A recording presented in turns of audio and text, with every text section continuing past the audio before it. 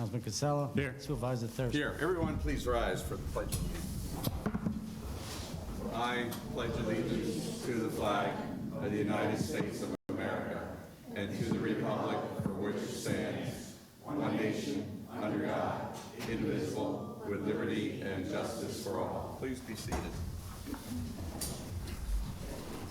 The first item of business will be to see if anybody has any changes to the agenda before we adopt it. I think, Councilman Casella had Yes, so we have one change we want to make. It's under public hearing.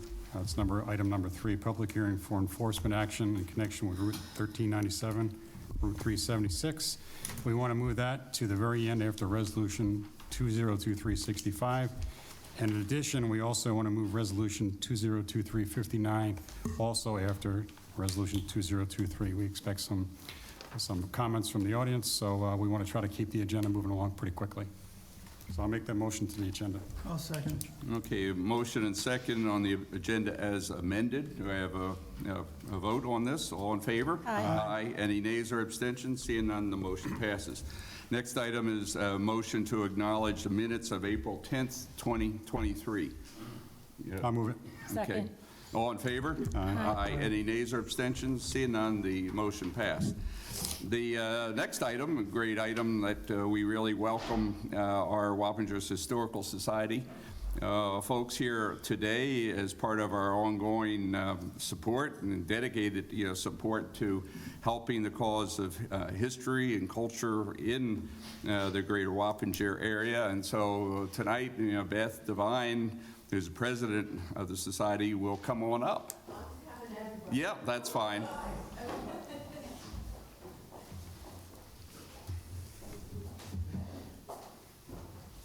I need support here. Yeah.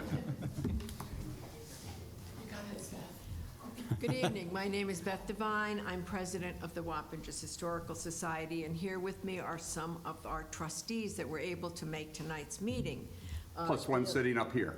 That's right, that's right. Delia Engstrom, George Hemroth, Nancy Piscatello, Joey Cavassini, James Williams, and Wendy McNeil, who was a volunteer in our archives. I speak for all of us when I say how much we appreciate the town board's interest and commitment to promoting the history and culture of the town, the village, and the surrounding hamlets.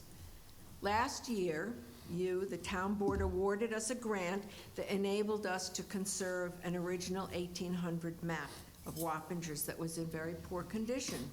It was sent to a conservator to be restored and framed appropriately. That map now hangs in Messier Homestead. A copy was made and presented to you, the town of Wappingers, in August of last year. With this year's grant, the Wappingers Historical Society is very excited to present a beautiful display case for the lobby, one that we all just saw.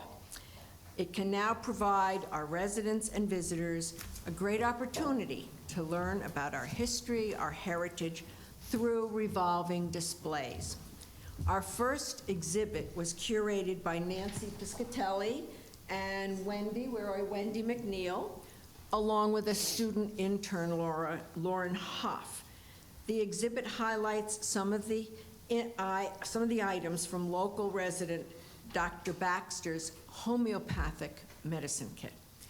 It gives us a snapshot of the long history of medical practices and pharmacies in Wappingers Falls. It includes his mortar and pestle that he used to grind medicines. There are vials, apothecary bottles from Harworth's Pharmacy and Thornhill's Pharmacy. And there's also on display an electric shock therapy machine used for treatments for nervous disorders. That was quite popular back then. Shocking, I say.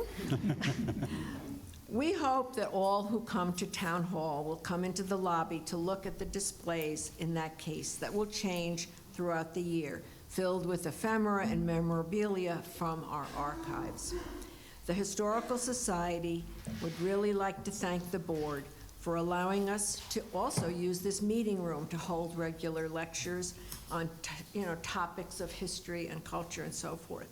We thank you, Supervisor Thurston, and all of you on the town board for your enthusiasm in spearheading these initiatives, and we look forward to a continued partnership with the town board.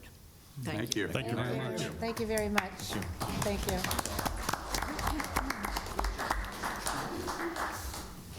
Very good. That's nice, yeah. Thank you. Very interesting. Okay. The next item is part of our ongoing series of really almost monthly programs, that are of community interest. We have invited tonight Dr. Dwight Bonk, who is the superintendent of schools of the Wappinger Central School District, and we give your report, which includes the budget report, and maybe when you come up, you can introduce the board members and the staff who are here, with you tonight, because we do appreciate them attending. So, come on up to the podium and. Yeah. Thank you. Thank you. Thank you. Thank you, sir. Thank you. Thank you. Yeah. Yeah. Thank you.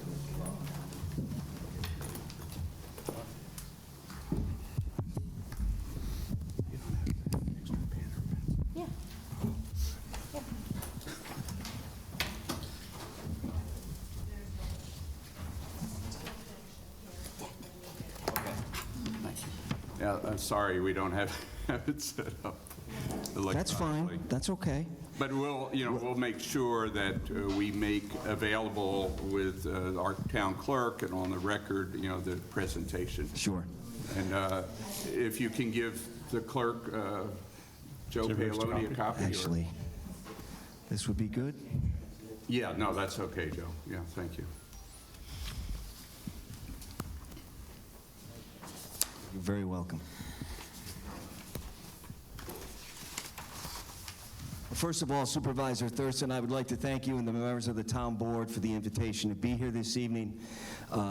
In addition to the presentation on the 23-24 budget for the Wappinger Central School District, I have the Assistant Superintendent for Business and Finance, Ms. Kristen Dainty here, and I also have 3 board members of the Wappinger Central School District, Trustee Eddie Sloshower, Trustee Cheryl Miggets, and Trustee Marie Johnson.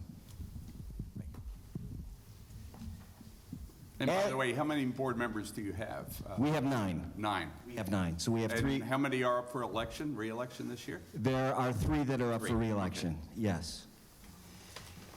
So, the mission of our school district is to empower all of our students with the competencies and confidence to challenge themselves, pursue their passions, and to realize their potential while growing as responsible members of their community. You see the 3 words there: empower, challenge, and grow. That's our goal. Last year, the theme for the budget was reconnecting with our community. This year, it's moving forward together. So I would like to mention the individuals on the board. Without their support, we wouldn't be able to provide the types of programs and services that we do. I've mentioned Trustee Sloshower, Trustee Miggets, and Trustee Johnson, our board president, John Lumia, our vice president, Peggy Kelland, Trustee Keith Odoms, Trustee Michael McFarland, Trustee James Spencer, and Trustee John S. Morgan, members of the senior team who have been instrumental in the work and the development of this budget. I mentioned Ms. Dainty, our assistant superintendent for Finance and Business Development. In addition, Mr. Darren Lolkema, our Assistant Superintendent for Administration and Information Systems. Dr. Michelle Cardwell, who is our Assistant Superintendent for Curriculum and Instruction. Mr. Richard Zipp, Assistant Superintendent for Student Support Services and Accessible Education. Our Director of Human Resources, Ms. Renee Harris. And our Director of Facilities and Operations, Mr. Ronald Brois. Needless to say, also a very valuable member of our team is Ms. Alberta Pedro. She's the district clerk and the secretary to the superintendent. So we have two propositions on the ballot this year. Proposition 1 is the 23-24 budget. That comes in just over $287 million.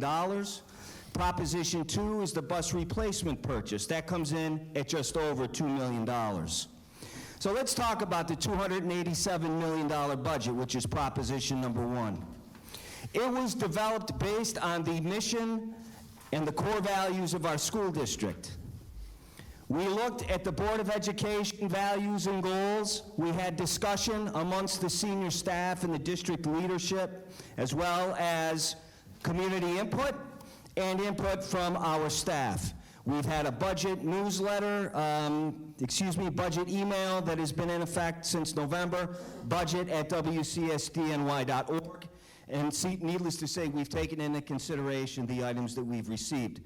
So what are our driving forces behind this year's school budget? Continuing to balance the health and wellness supports for our students and staff, and continuing to personalize the educational experience for each of our students by maintaining staffing letters and opportunities, educational opportunities, in a time that I can think that we can all agree is most challenging. We also are maintaining our current educational program by providing the necessary academic supports, academic enrichment opportunities, extracurricular activities, and professional development for staff. So let's take a look at the numbers. Needless to say, the numbers do not lie, and we are pleased with the numbers. When I stood here last year, I indicated to you that for the first time in 11 years, the Wappinger Central School District was proposing a budget under the tax cap. I am here for the second consecutive year to tell you that once again, we are proposing a budget under the tax cap. So if we look at the numbers, the approved tax levy is $181 million. That was for 22-23. The proposed tax levy for this year is $184 million, which is a difference of $3 million. That is what the taxpayer is responsible for, which equates to a 1.67% increase. That is below the tax cap, which is 2.05.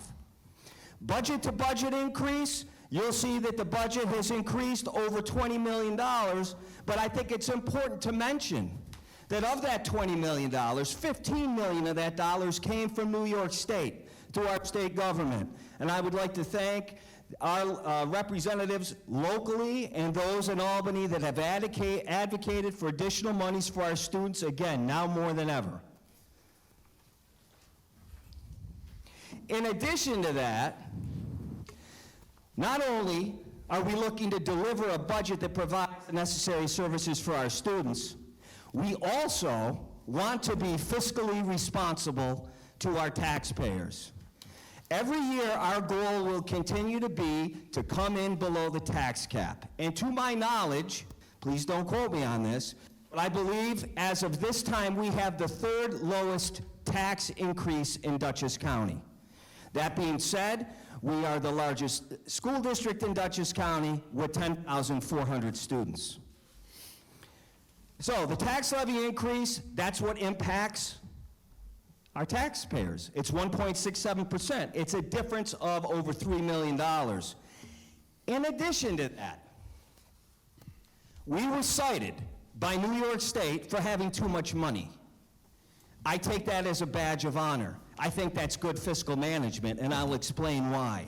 So New York State has an onerous cap that they put on reserves as to how much money that you can save in a fund balance. They like to use it or lose it. Well, in the times of COVID, we don't want to go on a herky-jerky year-to-year budget where one year we add a program, the next year we cut it. The next year we add it, the next year we cut it. Because the funding from year to year has been extremely different. We don't even have a state budget right now. So, that being said, we want to have money in reserves so that we can continue to provide the services that we provide and are fiscally responsible. And I'll share how we do that. I think we can all agree that our students came back to us after the pandemic with more needs than they've ever had.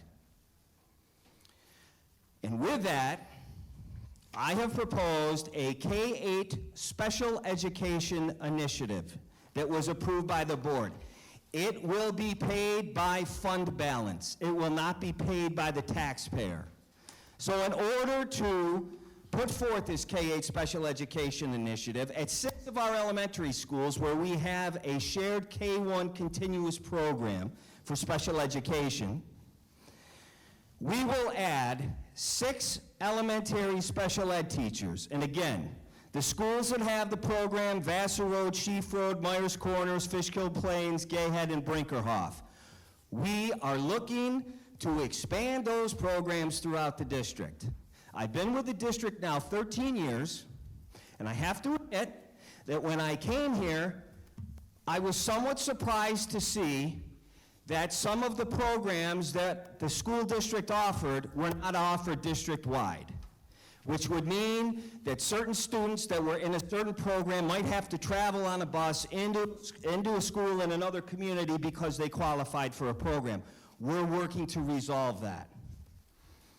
In addition to that, Wappingers Junior High School, which has over 700 students, and Van Wyck Junior High School, which also has over 700 students, did not even have its own assistant director for special education. And I can tell you that our special education numbers since the start of the pandemic have increased district-wide by about 250 students. So needless to say, those caseloads are increasing. The Assistant Director for Special Education has 2 responsibilities. First of all, they chair Committee on Special Education meetings. In addition to that, they ensure that the services and the programs that are supposed to be provided to the students based on their IEP are provided. We need to do a better job of that. These 2 additional people will help lessen the load in terms of CSE meetings and also provide more oversight in terms of programs and services. So that's $1.2 million of fund balance. In addition to that, we're going to spend another $500,000 through our Capital Improvement Committee, which I am a member of. Trustee Sloshower is the chair. Trustee Miggets is a member, and Trustee Johnson is also a member of that committee. We're going to utilize $500,000 of fund balance to do the following, and I think you're going to be very pleased with this. District-wide, an upgrade to landscaping. 13 years ago, I came here from another district. They had gardens, they had plantings. I came here, why don't we have them? We can't afford them. We can't afford to maintain them. Not good. We need to inspire our students. They need to know that we care about them. They need to know that the grounds and the facilities that we have, we want what's best for them. And this is what we're going to do. So we're going to upgrade the landscaping throughout the district. We're going to complete the rear pathway at John Jay High School, Roy C. Ketchum High School. Clubhouse upgrades and improvements, much needed. Gayhead, repair the pathways and steps. And next, Wappingers Junior High School. It's our flagship school. I have been in many older school buildings that look absolutely astonishing and phenomenal, that look in their original shape. We need to continue to restore Wappingers Junior High School to its original glory. We've made some improvements. Fortunately, this year, I am pleased to announce there will be paving going on along the district road, and I think it's important for me to mention that Major McDonald is a district road. It is not a town road. It's a district road.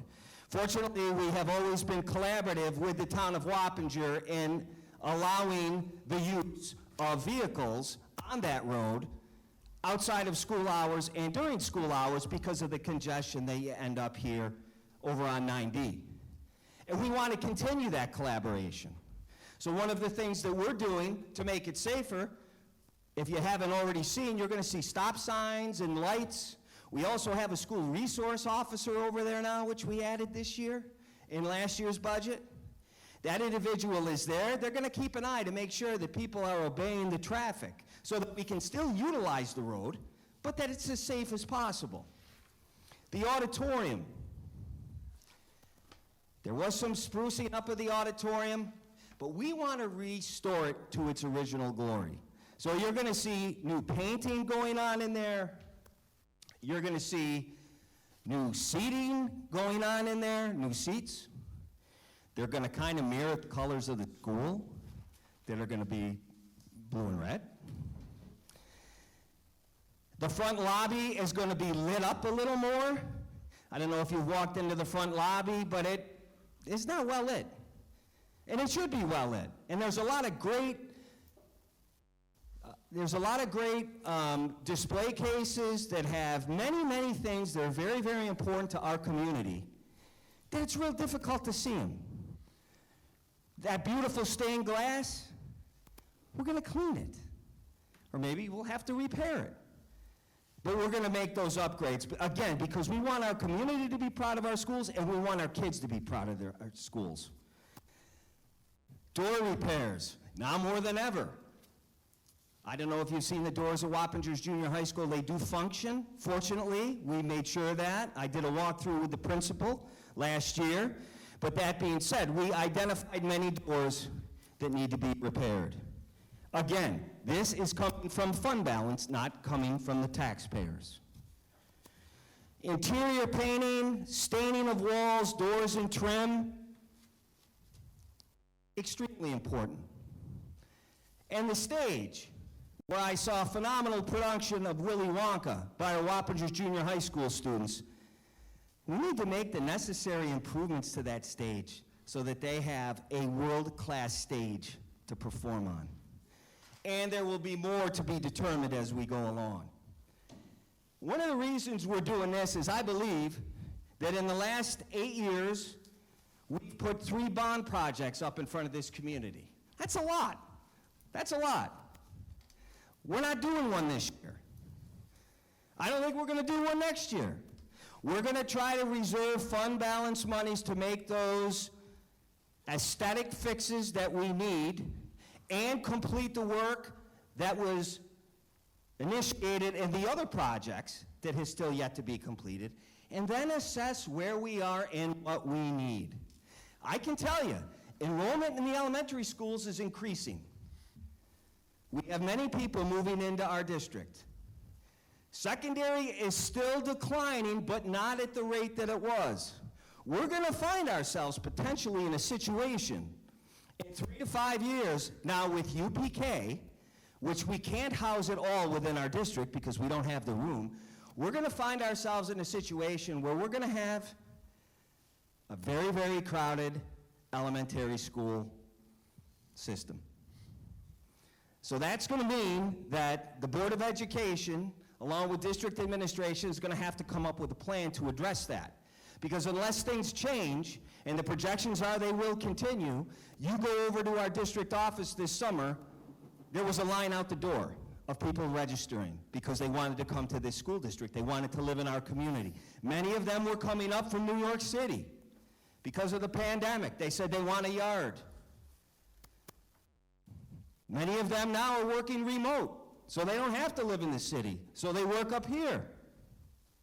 So, how are we going to address that as a district? I don't want to let the cat out of the bag, and again, this is only my opinion, but I would not be surprised that within the next 3 to 5 years, we would have to look to add on to both of our junior high schools and potentially take the 6th grade and put it back in the junior high school. So then we could put our UPK students in our elementary schools. Right now, the UPK enrollment next year is going to be 340 students. I expect that money from New York State is going to continue to increase. Wouldn't we all say that we want those students in our schools in our district? Of course we would. We're going to attempt to do that. So when we look at what is proposed, we talked about the K-8 special education initiative, all from fund balance. There's the teaching positions, the 2 assistant directors, and support staff. We talked about the district-wide infrastructure work determined by the Capital Improvement Committee coming from fund balance, $1.7 million being spent in fund balance. We're looking at an additional 3 positions for the UPK program, which would include a director of early childhood education, office support, and of course, we need a nurse. We talked about all of the work that we would be doing throughout the district. We want to do that work with our people. Our people have worked here, they live in our community, they're invested in our community, and we're looking to add 4 additional individuals to our Facilities and Operations Department to do this work. 6 positions are going to be converted, and the key word there is converted, not added, converted. So currently, there are 6 positions that provide physical therapy, occupational therapy, and speech therapy that are subcontracted through another service provider. The reason that's the case is because we were unsure during the pandemic whether that we thought the need would continue, but we definitely found out it's going to continue. Now we're going to make that part of our district, and we're going to hire 6 teachers to replace the service providers with that we subcontracted. And when you take a look at how much we spent on those contracts and how much we're going to pay our people, it's approximately about the same price. So that's a conversion. That's not an add. Adding 1 special education clerk, state mandated work. You know exactly what I'm talking about. Somebody needs to do it. District level building project. Restoring high school tracks, lighting upgrades, bathroom upgrades, parking lots, septic work, etc. So in the event, and it does happen, anybody trivia contest, anybody know the newest building in the Wappinger Central School District when it was built? You guys can't answer, you're excluded from this game. Close, Mr. Hawthorne. 965. Close. He's closer. 1969, John Jay High School. Well, if my math is correct, that's how many years ago? 54 years ago is our newest building. That's okay. That's all right. But we've got to keep making the necessary repairs and the preventative maintenance necessary. So in the event we have a septic issue, in the event a parking lot has craters in it, and when people drive down a road, they have to swerve around the craters, and they spill their coffee. It's happened to me. It's happened to me. We've got to be able to repair that, and we have repaired that. And I also need to thank Supervisor Thurston for his assistance with the Highway Department as well. Because again, it is a district road, but it's one that we know is very, very necessary and critical to the town. We are increasing funding for instructional supplies and materials for career and technical education programs, especially at our junior high schools. Next year, we hope to offer at Wappingers Junior High School and Van Wyck Junior High School plumbing, electrical, and welding. That's basically unheard of. Now, we have a phenomenal partnership with BOCES once we get to the high school level. But we need to make our students aware of the types of opportunities that are available, and we need to prepare today's students for tomorrow's job. And I don't know about you, but I've got a lot of friends that work in the trades. They're doing pretty good. They're doing pretty good. So we're happy about that. Again, tax levy percentage increases. Last year was 0.83, which was under the cap. This year, 1.67, which is under the cap. Again, the second consecutive year that the district has proposed underneath that cap in 12 years since the inception of the tax cap. So, the proposed levy, 64% of that comes from the taxpayers. 32% of that comes from New York State. Not too long ago, that number from New York State was in the low 20s.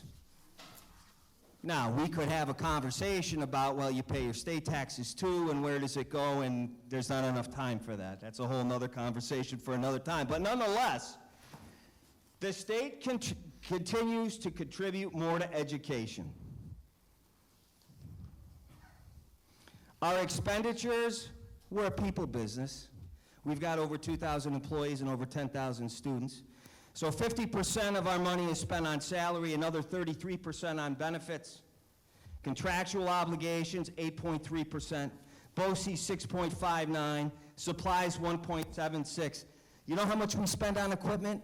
.05 on equipment. I think that's being pretty diligent. And textbooks, if we even need them anymore, right? We still do need them. We spend .03 of our budget on textbooks. 52% of our expenses go to our teaching and instruction. That's what we're supposed to do. I love this smartwatch. It likes to talk to me. I apologize. I told them I wanted a dumb watch, but they got me a smartwatch. Who knew? Undistributed, 33.34%. Could you, Ms. Dainty, talk a little bit about that? Sure. While I adjust my smartwatch. The undistributed portion of the budget consists of the benefits that are available to our employees through union contracts, as well as the interest and principal payments on the district's debt. Thank you, Ms. Dainty. General support, 8.09%. In transportation, you'll notice we spend 6% of our budget on transportation. I think I had a conversation here last year about our transportation department, and I talked about our commitment to having our own people continue to maintain the largest district-owned and operated fleet in New York State.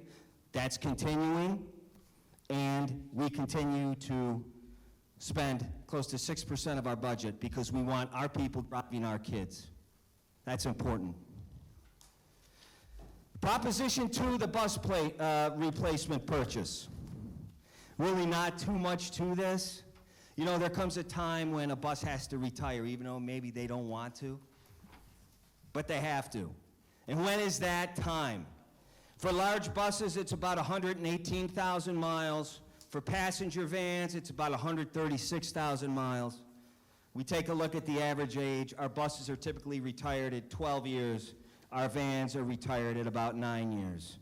So we're going to retire 18, and what are we going to do? We're going to add 18. And I think it's important to indicate exactly what we are adding in this district. We are adding diesel passenger buses, not electric, diesel. We are adding gasoline passenger vans, gasoline, not electric. Why? It doesn't make sense to me to build the airplane when it's in the air. We don't have the infrastructure for electric vehicles yet. We all have our feelings as to what we should do, what we can do, but in my opinion right now we can't do it.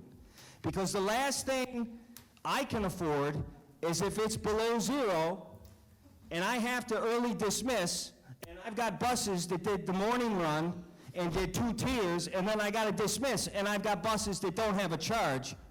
No good. So we're not there yet. But I want to make that very, very clear to our community. How much is that going to cost? $2.1 million. Why do we put it up in a bus purchase every year? Because it's aidable. Needless to say, our primary responsibility is to continue to provide our students with safe transportation to and from school. It needs, obviously, we need vehicles that work and function properly, that don't break down. And our transportation staff, our mechanics, do a phenomenal job. I can't thank them enough. We also need to meet all of the New York State Department of Transportation requirements. Fiscally diligent, you all know the saying, either pay me now or pay me later. We continue to make repairs to these older vehicles. The repairs become more obtrusive, they become more costly, and we end up spending pretty close to what we would spend based upon what we do when we purchase these and get aided back.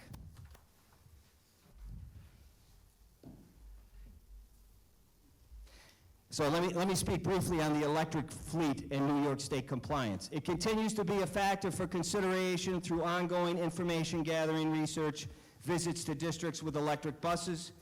The vehicles proposed for purchase in this proposition are diesel and gasoline, and I should also say that what I've said publicly, and I will say at the next 20 presentations of this budget, and what I've said to the New York State Education Department is not now. So, what happens if the budget fails? If the budget fails, the Board of Education, 3 individuals here and another 6 on the board, they have 3 options. They can either adopt a contingency budget, revote the same budget, or revote a revised budget. The date for the budget revote would be June the 20th. A contingency budget removes all expenses that are not ordinary and contingent. Equipment. The tax cap levy for the 23-24 year would be capped at what it was last year, which would mean that we would have to reduce the budget by $3 million. So the contingency budget would be $284 million. Would be a budget-to-budget increase of 6.72, and as I mentioned, would be a reduction of over $3 million. So, what happens if the budget is defeated and we have to go to a contingency budget? Now, I've heard before people make comments that you always put sports on there, you always put music on there. That's typically the case because those are items that you can cut where you don't have to go into teaching and instruction, which is what we are mandated to do by New York State. But that's not the way it's going to work this year here, based upon the way we crafted this budget. So the UPK program, those 2 positions, they would be gone.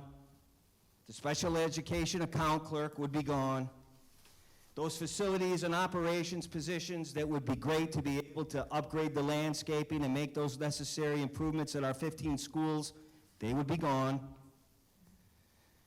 The monies for project work, including the high school tracks, lighting upgrades, bathroom upgrade, work to include restoring high school tracks, parking lot septic work, it's not required.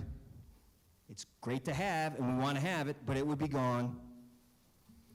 And there would be a reduction in funding for instructional supplies and materials, field trips, tuitions. There might be some extracurricular activities that would be impacted. Needless to say, district-wide professional development would primarily be eliminated.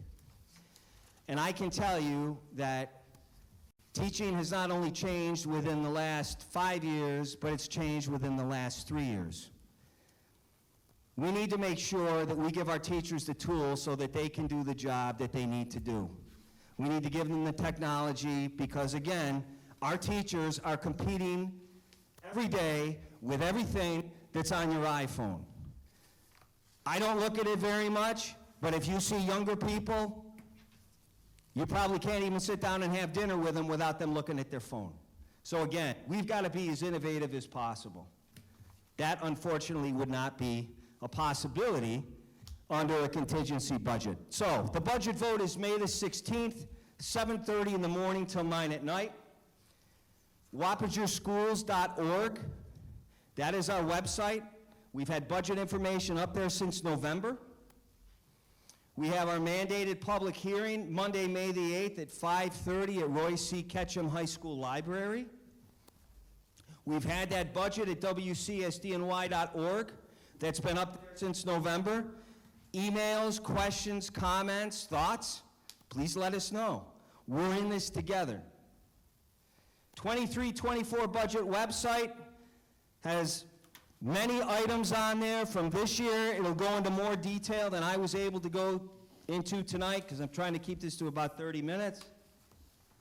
And you'll also find past budget information on there as well, which I think goes back 5 years. We look forward to public comment at our Board of Education meetings and our budget public hearing. And I need to thank the supervisor and the town board and all of our elected officials for their support of our school district. We've needed it now more than ever. We've got to support all of our students, and many of them are not necessarily the same students that left us before the pandemic, and we need to work together to provide them with what they need. And I want to thank this community for its unwavering support of the Wappinger Central School District. And with that, I conclude. Supervisor Thank you. Thurston? Thank you, Superintendent Bach. Thank you. Yeah, thank you very much. Thanks for coming out. Thanks to the board members, Christine as well, and all your staff and other board members for the great support you're providing. My pleasure. Thank you. Thank you. Thank you. Thank you. Thank you. Thank you. Thank you. Thank you very much. Just a couple points in response to your presentation, Dr. Bonk. Thank you for taking the time, and thank you for the board members that are present. Greatly appreciate your hundreds of hours that you put into the school board, often thankless hours, and your dedication is certainly second to none. You know, the leadership and innovation we see here, in my opinion, coming from the superintendent giving this presentation is second to none. This is not a common occurrence within town government where the school superintendent will take the time to give a presentation such as this, breaking down the specific priorities of a school district, especially one of this size. And it's important that folks understand the restraints that school boards have and superintendents have when it comes to crafting a budget with all the mandates that exist. And you've taken the time to certainly utilize fund balance in a way that is tangible, which is certainly going to be appreciated, seeing some of the curbside improvements that are going to occur. I want to thank the Board of Education for also proposing and adopting the volunteer firefighter tax exemption. That means a lot to the volunteer firefighters in this town and this school district. It really goes a long way, since the school tax is the majority of the tax bill, and for the town and village and the fire districts to adopt that without school board adoption, it really doesn't help. But since you have taken that approach, it really means a lot. So we thank you for that. Just to kind of put things in perspective for those that listen to this presentation, you know, tax rates are something that we look at very closely as town board members on an annual basis when we prepare our town budget. You know, for as long as I've been here, which is 17 years, we've, and through 5 different administrations, we've taken a lot of time and effort to be as fiscally responsible as possible, looking at how can we provide the highest level of service as a town with the least amount of fiscal impact upon our residents. That being said, we continue to have among the lowest tax rate in Dutchess County in this town, which we are proud of. I have to say the Wappinger Central School District also does their due diligence, and it's not just by presenting these numbers here, but if you look at the tax rates across Dutchess County and you compare the school district tax rates, you'll see a tangible difference. And here in the town of Wappinger, those that live in a different school district will pay $20.11 per thousand. Those that live in the Wappinger Central School District will pay $14.85 per thousand. That's a big difference. On a $330,000 house, that's a $6,636 bill versus a $4,900 bill.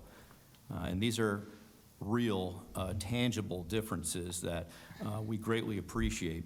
When you go to the town of Poughkeepsie, you see similar comparisons when it comes to the different school districts. And Wappinger, as I understand, comes down to ratables and assessed value, but it also comes down to ensuring that every dollar is spent in a responsible way. So I just want to take this moment to thank you as the school board members and those that aren't here tonight. We greatly appreciate your dedication, but to Dr. Bonk and your staff and administration, thank you so much for working hard and doing your best to communicate what your priorities are.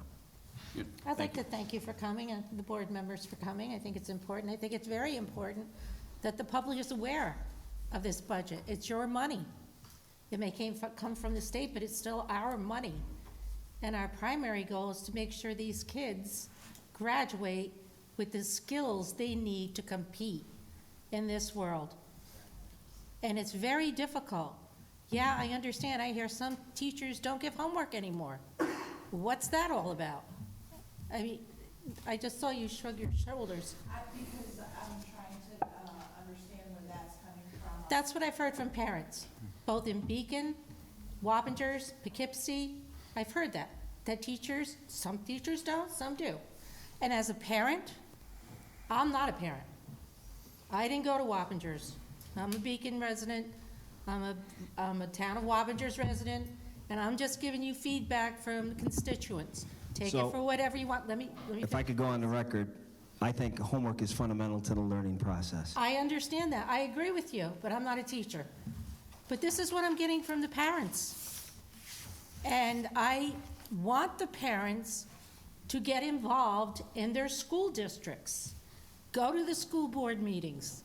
This is your money. These are your students. These are our future.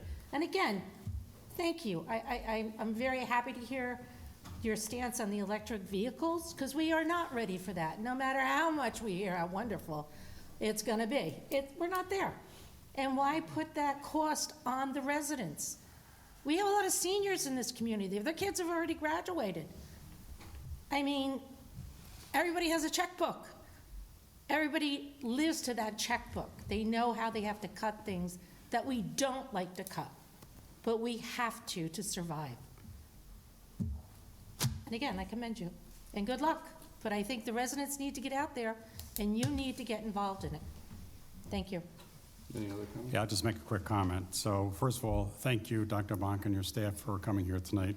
I know you put a lot of time and effort, and I know that when we put our budgets together, we put a lot of time and effort as well. We also use fund balance, so it was kind of good to hear that you're using fund balance as well. Also want to thank you for using individuals for our bus drivers, so using people within this district. So I know we talked about that last time, so I was glad to see you bring that up again, because I know we had talked about potential outsourcing. So thank you for that. So just a couple of quick financial questions for you, though. So in the assumptions you've made for the budget, you've assumed that your financial aid from the state is exactly the same year over year? Because the state budget's not there. How have you done that? We used the governor's executive budget, which was an increase of $15 million over last year.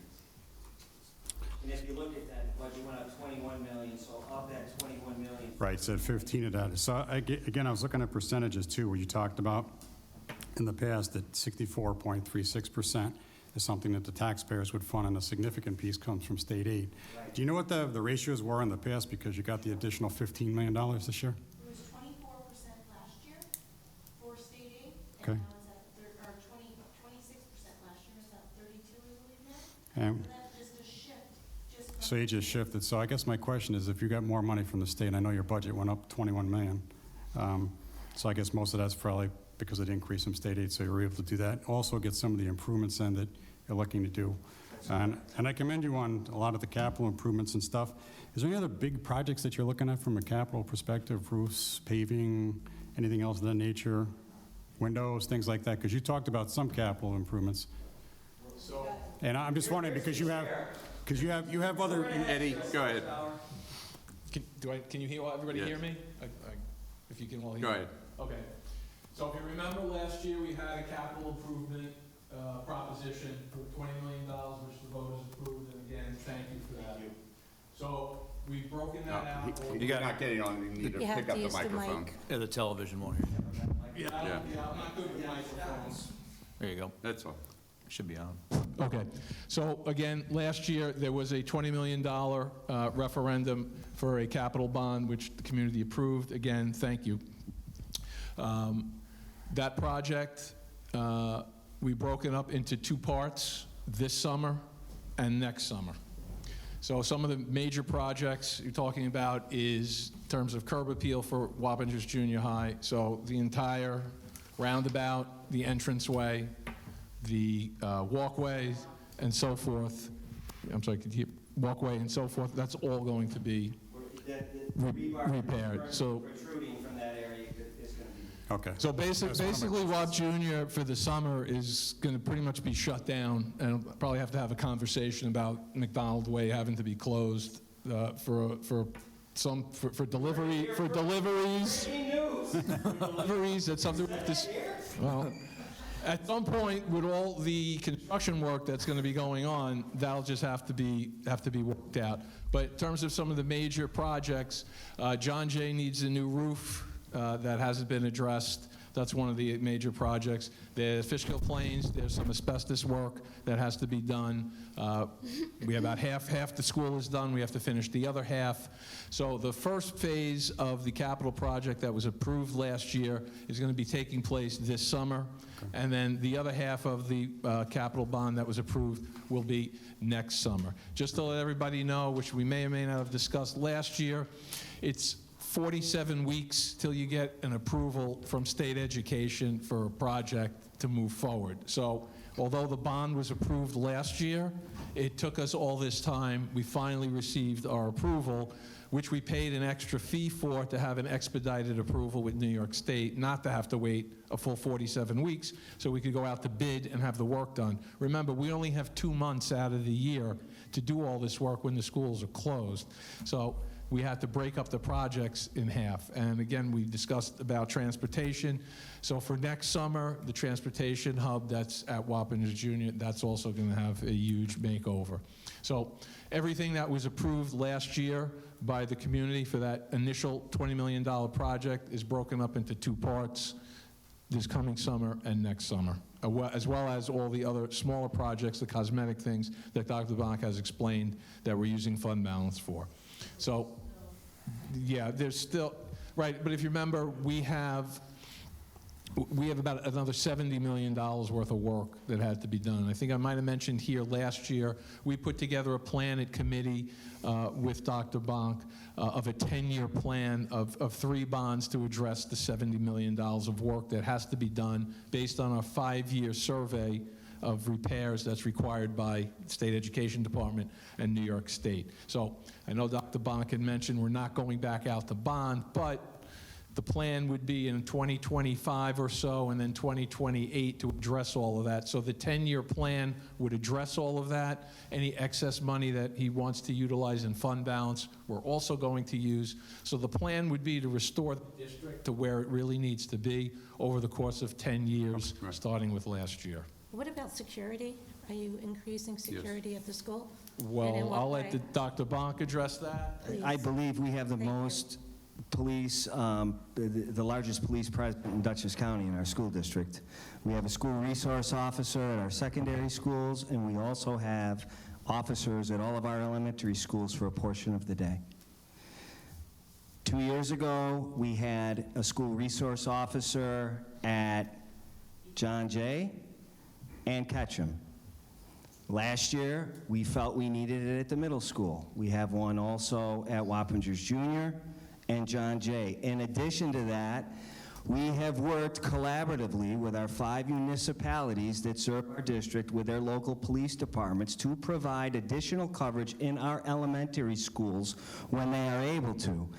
And since you've asked that, it gives me an opportunity to talk about a meeting that I had a couple of weeks ago with Councilman Beal and Supervisor Thurston about a way in which we could potentially get more of a presence here in the town of Wappinger, since you're served by the sheriff's office. Right. So I know that that is something that we've discussed. If I had the means, and I've written letters on this to the state, I think there should be a school resource officer in every school. And I don't think it's a community issue, and I don't think it's a state issue. I think it's a federal issue. However, nobody wants to kick in the money for it. So who kicks in the money? We spend about $1.8 million in police assistants, school safety officers, mental health, you name it. It's a big expense. I will continue to advocate so that individuals in Albany and in Washington might be able to help us with that. Maybe some targeted grants, because I don't believe it should be based on whether community is able to pay for it or not. It's a basic human right to be provided with safety. Thank I think we all agree with that. That's why I asked the question. Thank you, That's the first time I Councilmember. heard about the discussion that you had. No, it's So I'm Yes. sure- still Yeah, so I'm we, sure- That's what I mean. I'm Yeah. sure we'll hear more Yeah, about it. but- absolutely. Did I jump the gun? Did I give some more breaking news? No, it's all right. good to No, know you're- that you're it's in right. the works. It is. Yeah, I understand It's that. in the works. so let me just say this.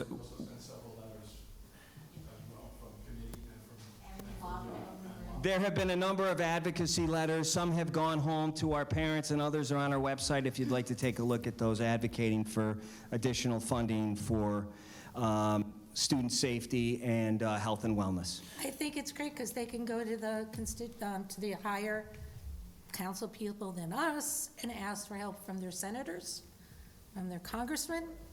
And So- it's up to the people to do that. Bill, go ahead. So Summarize. Can I pass this over to Trustee Meggetts? No, I think Let Councilman Just Bill. give me one sec. Councilman Beal, go ahead. So obviously, I don't want to get into this right now because we don't have a lot of time, but we are having discussions with respect to how to increase police presence within all schools in the town of Wappinger. We had a good meeting with Dr. Bonk a couple weeks ago. We've been discussing it with the sheriff's office and the state police. It's not a situation that we can get into the specifics on right now because of security aspects. However, I can tell you as of that meeting, there has been a further increase in police presence in our elementary schools by both agencies that serve the town of Wappinger. Moving forward, though, toward the next school year, we hope to have a plan to present to this town board prior to budget so that we can within our budget, specifically identify a funding stream to provide for supplementary patrols within our schools. Not to kick you out, but we do need some other, business. But- Unfortunately, it wouldn't be the first time I I've do been on want the hook. to, in closing remarks, I want to say that over my many decades of working with school boards, from the day when my father served on the school board and I had to work with him as a student, there's been no more communicative group than that under Dwight Bonk's leadership. And whether or not it's communicating with him at 5 a.m. in the morning about a snowstorm or a tornado in the area or what have you, or it's communicating with him about a resident issue such as we recently had on Maple Avenue, or also we do rent, at a very reasonable rate, use the school facilities for classes like gymnastics and basketball. The group and the board members here, President Lumia and many others, have been extremely communicative with us and shared information that really I've seen no one else do. So I thank you for that and bringing a breath of fresh air to the office compared to previous administration. And I appreciate the collaboration that we have for the town, and I look forward to that continued collaboration, because we're all in this together. That's right. Thank you very much. Thank you. Have a good night. Thanks, board members. Thank you. And Christine. Thank Take you. care. The next section for the meeting are our public hearings. We have two of those on the agenda. The first one is a resolution introducing local law number 3 of the year 2023, amending Chapter 122 of the Code of the Town of Wappinger to update fees and fines. Do I have a motion to open the public hearing? So moved. Second. Motion and second, all in favor? Aye. Aye. Any nays or abstentions? Seeing none, the motion passes. Do we have anyone here? Oh, Barbara, okay, go ahead first. You can make your comments. Thank you. So I've brought this up at, I think, the last 2 meetings, and I'm looking to increase, with your approval, certain fees and fines. Most of this is in the commercial aspect. I think there's only one change in the residential. Fees and fines refer to court fines, and for developers, when they start work when they shouldn't. We also changed in our fire inspectors category. Instead of charging a flat fee for the 1203 inspections, we're now going to do it, if this passes, on a sliding scale based on square footage. So the little tailor shop or the pizza shop is not spending the same amount of money for his inspection as, say, a big box store. I have a question, Barbara. Sure.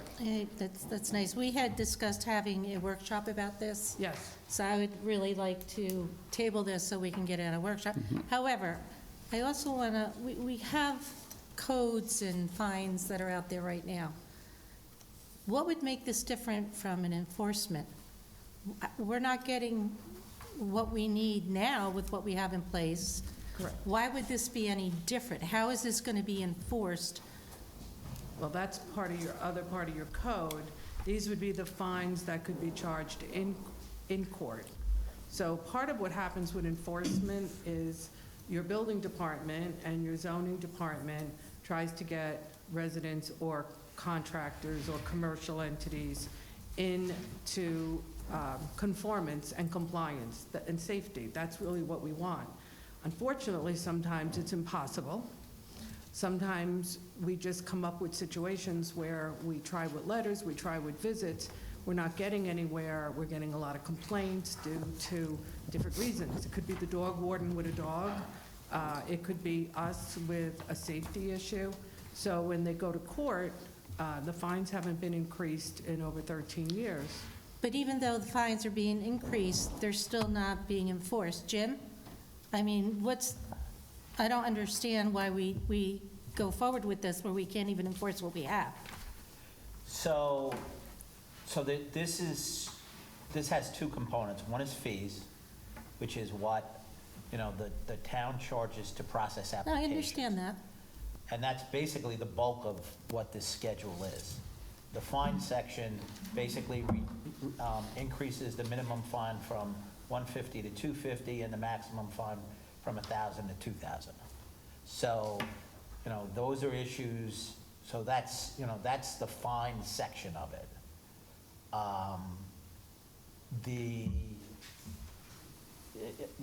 With respect to enforcement, one of the things is that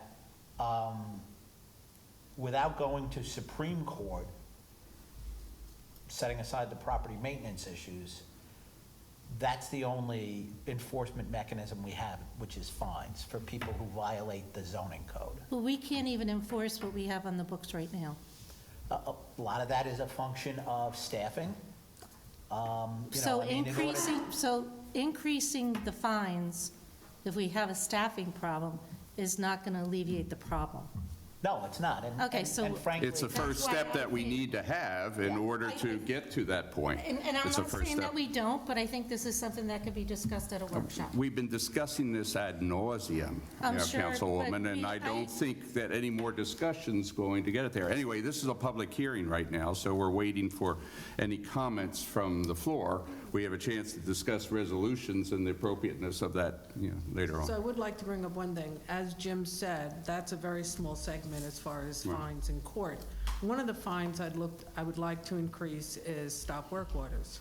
Most stop work orders are due to commercial contractors. $250, they bring their checkbook in, it's nothing. So I'm looking to increase that, because if it became painful, maybe they would stop doing things like that, because you have basically the same contractors working in town. So a lot of the fees here are based commercial-wise. I'm not debating that. I don't have a Then that would problem be with that. handled through our office, too.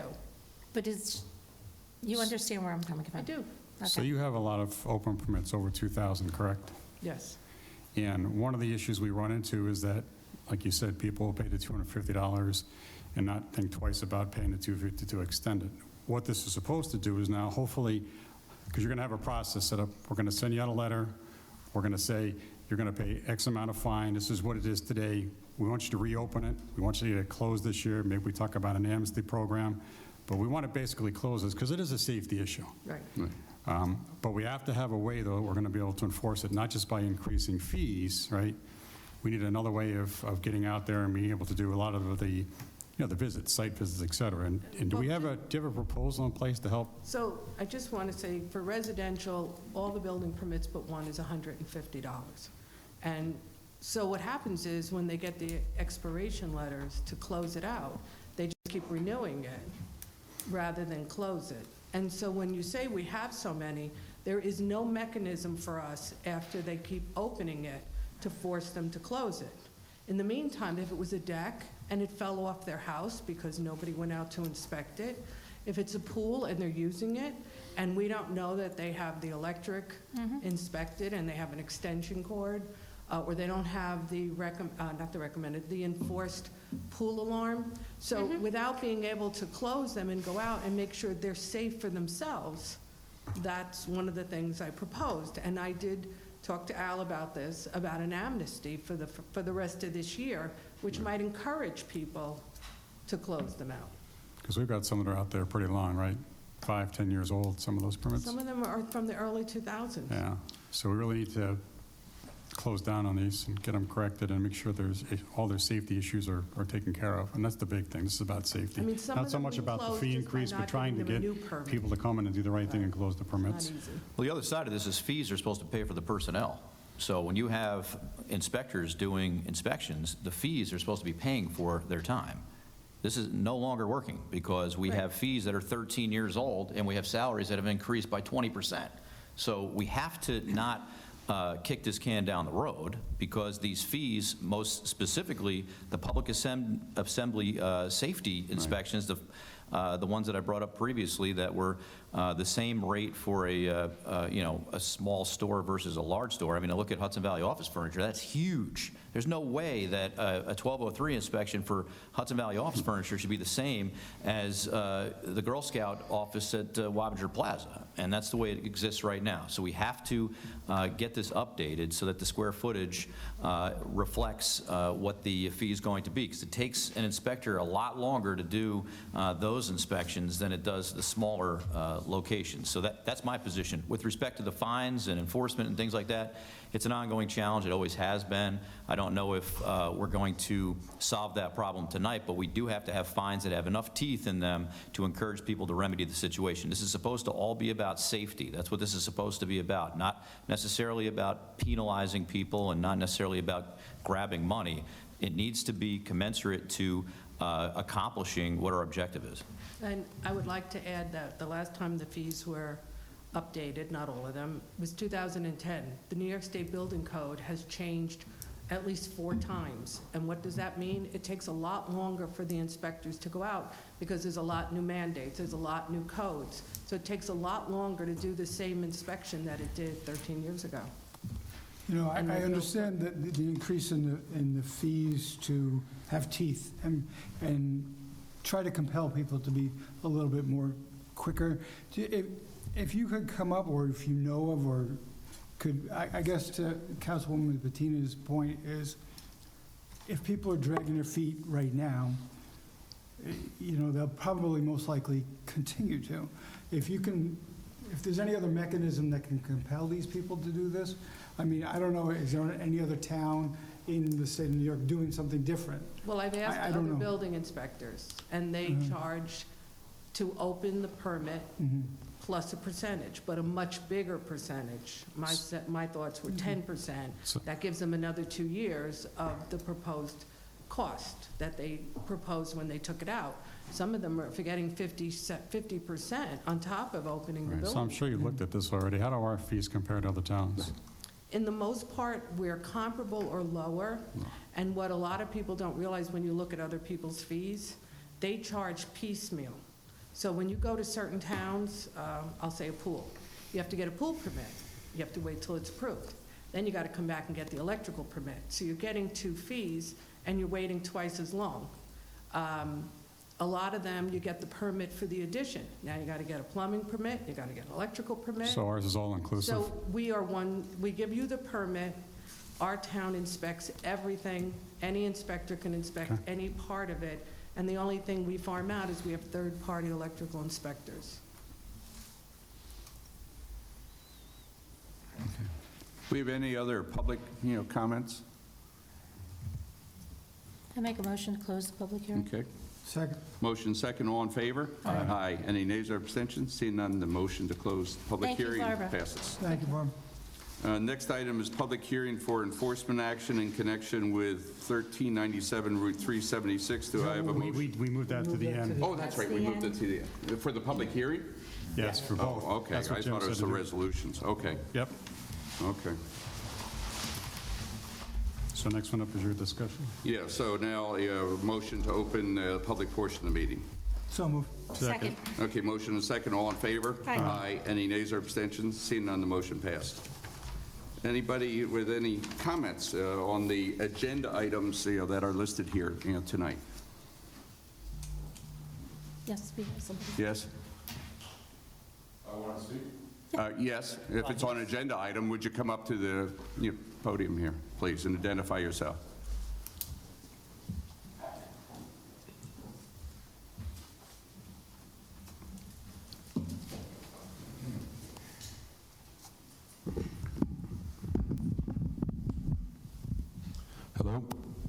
on. It's on. Christopher McGregor, 1397 Route 376. Do you want to talk about it now or wait till the public hearing? Oh, I'm sorry, I thought you were having... No, we moved that to the end. We changed the agenda. Yeah, Just at before the you very came in, we beginning of changed the it. meeting. Yeah, I'm sorry. Okay. Yeah. That's okay, no problem. Is it at the end? yes. Yes, sir. Yeah, Sorry about that. okay, no problem. No problem. Have any other comments on the agenda items?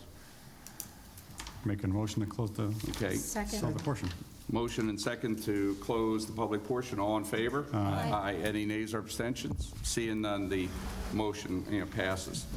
I'll take a few minutes to just discuss an item important to our communities that we've been talking about in the past, and just kind of introduce today, but not for any detailed discussion because the board members haven't had a chance to read thoroughly, but I want to, or read it maybe even at all, which is fine, because I emailed it and only now given a hard copy.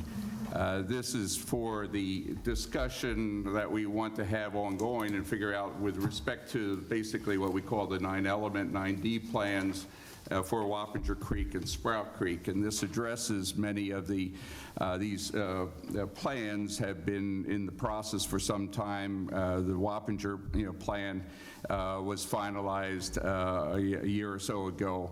And this Fishkill Creek, which actually involves Sprout Creek, the watershed includes Sprout Creek, had been around for a while, and then we restarted, the committee. We have an intermunicipal council for both of these organizations to cover the full length of the waterways and the watershed itself. And with respect to those, we, have opportunities, I think, going forward to address some of the issues, the challenges that we have, let's say, flooding along the Sprout Creek, particularly our ball fields, soccer fields, and residences of top importance. The watershed characterization and recommendation report, which is this document, and which we, I think, find a way to get it available publicly, but also if anyone really is interested, let me know, and then I'll have my executive assistant print that out. But the one for the Wappinger Creek, which is this one here, is a report that was done during the period of 2019 and 2022, and finalized in 2022 because of the COVID pandemic. It's a partnership in cooperation with the Wappinger Creek Watershed Council. We had a council that I was able to start participating in when I took office in 2018. Then Mayor Matt Alexander was the chair of it. I'm the chair of the committee now. And also Cornell Cooperative Extension in Dutchess County, the Hudson River Estuary Program, and a number of other organizations have been involved. And this study here, and similar to the Fishkill study, I'm just going to use the Wappinger Creek to highlight some of the key points. This study is a comprehensive one of the entire watershed for the Wappinger Creek. And as many of you know, Wappinger Creek runs almost 42 miles from beginning to end. And so this is studied along the entire length of that, the sources of pollution. And this particularly focusing on the phosphorus counts and silt and sediment. And you all see the unfortunate results of the silt and sediment in what used to be a very beautiful and scenic lake that is in the village of Wappinger Falls. That 41.7 mile creek has a number of communities, all of which are very actively involved in this initiative. Throughout the length of that, of the creek, the studies encompassed about 15 different sampling areas.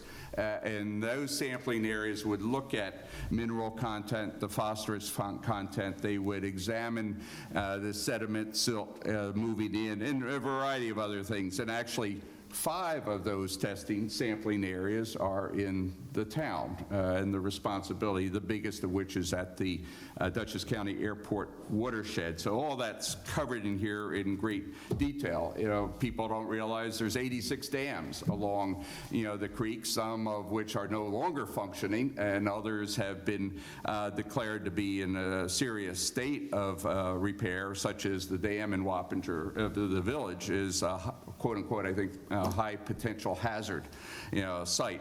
So this report also attempts to deal with that, because much of it has to deal with sediment and silt and the pressures that are exerted against the you know, dams up and down the Wappinger Creek. The area is also involved in the recommendations with the MS4 communities. We're one of those MS4 communities that pays particular strict attention to silting and control of silting. More importantly, in many ways, has been the public sewage that flows into the creek. Actually, in our town, there are 6 sewage plants that disperse into the creek. 3 of those are our town municipal facilities, which we have been taking action on and will continue to take action on because we're working with the DEC, we're working with our grants, working with engineering, lawyers. The town board is very much involved, and those include the Wildwood facility, the Midpoint Park facility, and Fleetwood, which we're going to talk a little bit about later on tonight because of an EFC grant and some requirements related to that. But these sewage plants also include 3 private ones over which we have no say, and we keep trying to get the state to get more active on. That is Montclair, there's Village Crest, and Woodhill Green condos. We've looking at in our decommissioning of the Wildwood site, to try to get Woodhill Green Commons included into that process. There is extensive number of strategies and recommendations, which I think the board will be discussing in the future, probably in a workshop as well, and we'll invite public comments for this. Altogether, there's 74 recommendations in total. Some of that involve, of course, what we're already doing in the town, dealing with the sewage that, actually it's the phosphorus content, more correctly. We don't have any raw sewage going into the creek, but it's the phosphorus content, that is constantly, the levels are constantly changing by the state DEC. So it's been difficult, despite how well Mike Trimper and Camo runs those plants, the standards keep shifting. And so those recommendations also deal with education. They deal with how we can dredge and further protect the silting from taking place in the Sprout Creek, because ultimately that goes down into Fishkill Creek, and the main care about in the overall watershed is what goes into the Hudson River and then flows downstream. So we're looking at the comprehensive watershed, and that's what these 2 studies have tried to do. And also there are some other interesting reports, particularly with respect to the Wappinger study, and there's a Wappinger Lake bathymetric report that has also recommendations, but identifies the problems that are existent within the lake. As I said, the study for the Fishkill Creek watershed, no sewer plants along there, but significant amount of silting, sediment, and other matters of concern. So I just wanted to introduce this tonight. We as a board will be looking at this more closely as we figure out, how do we address it within our town. We are addressing a number of these through our MS4 program, and also with respect to the sewer facilities, the private ones that we have, to get them eventually all online within the tri-municipal area. So for the board, I just wanted to introduce that and thank you for listening, and look forward to working with you on It's that. valuable information. It is, thank you. And if there's anybody in the public that's attending or listening, then just contact my office, and then we will be able to print it for you and get it out to you eventually. And they can come into Joe, and also, yeah, it's too big for him to, or the file, to do it. So we'll print it out, or we can probably provide a thumb drive if somebody brings a thumb drive. Yeah. Okay. So, you. so thank you, very much. I just wanted to cover that. The next item is, Steve is here. I wanted to review the quote and the issues concerning the roof replacement at Carnwath Admin Building. And I think with the 2.19 inches of rain, we had some more leakage that occurred during the weekend. I just learned that the leak had occurred over the weekend, late in the day today, so I didn't get a chance to go down and inspect it. But, we are aware that the roof was not installed properly. I did get a quote from Vanguard. I don't have those numbers in front of me, but I think I distributed them to you. I think the base price on that is around 37. It's 37, 30, yeah.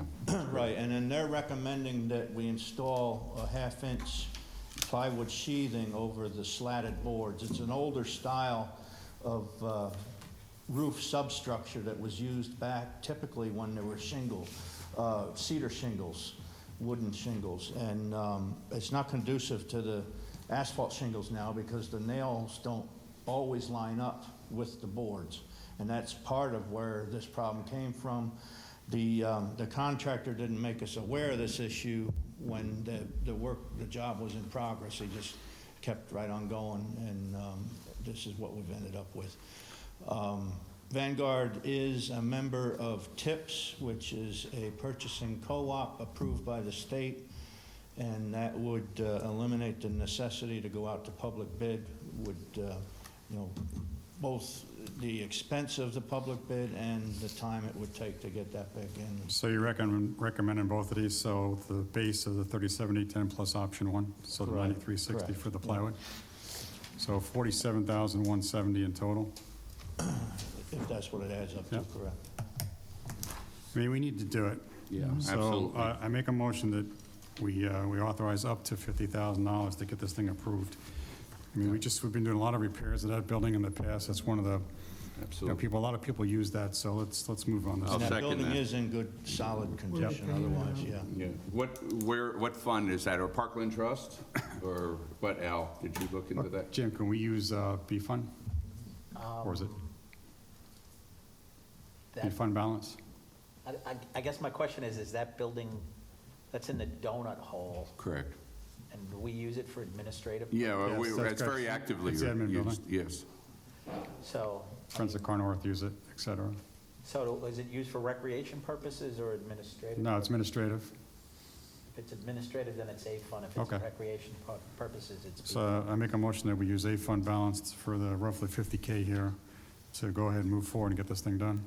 I second it. Okay, motion second. All in favor? Aye. Any nays or abstentions? Seeing none, motion passed. Thank you. Okay, I'll make the call tomorrow. Okay, Steve, might as well Don't go too just far. stay up there. The next item on the discussions concerns updates on projects. Okay. So this is me. I don't know if you have the questions I had here, but I'll just kind of go through them. I think you're aware of them. So the first one is the concrete culvert at the Rockingham Park. You got a quote on that for $3,080? Correct. And what that is, on the end of the culvert, there's a funnel, concrete funnel that feeds the culvert.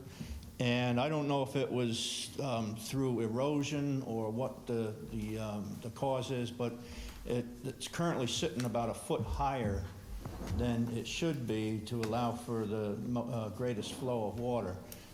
By lowering that down, we could make that swale more effective, and when we do have the flooding issues in the park, it would drain much quicker.